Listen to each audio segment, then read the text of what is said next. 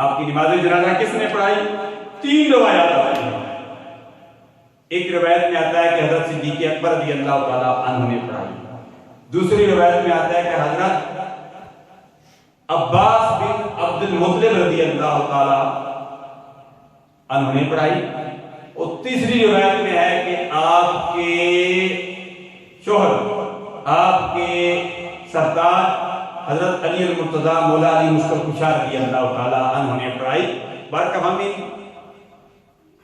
اس بحث میں نہیں پڑھتے کہ کس نے پڑھائی، بارکہ ہم کی نماز جنازہ ادا کی گئی رات کے اندھیرے میں، جس طرح آپ نے وصیت کی تھی، اور قیامت کا دن بھی ہوگا۔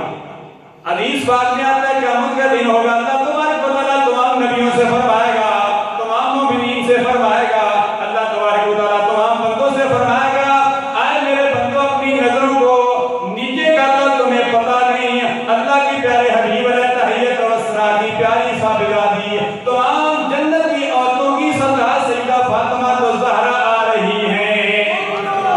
آپ کا یہ مقام ہے کہ تمام نبی اپنے نظروں کو نیچے کر لیں گے تاکہ کوئی سیدہ فاطمہ الزہرا کو قیامت کے دن بھی نہ دیکھ سکے۔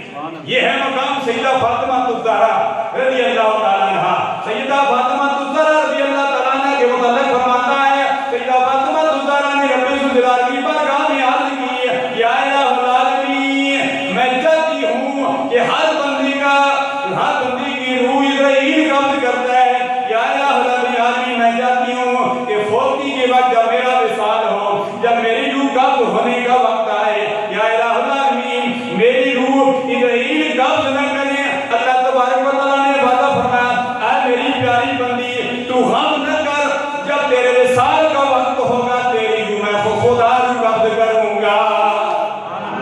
یہ سیدہ فاطمہ الزہرا رضی اللہ تعالیٰ عنہا کا یہ انفرادی اعزاز ہے۔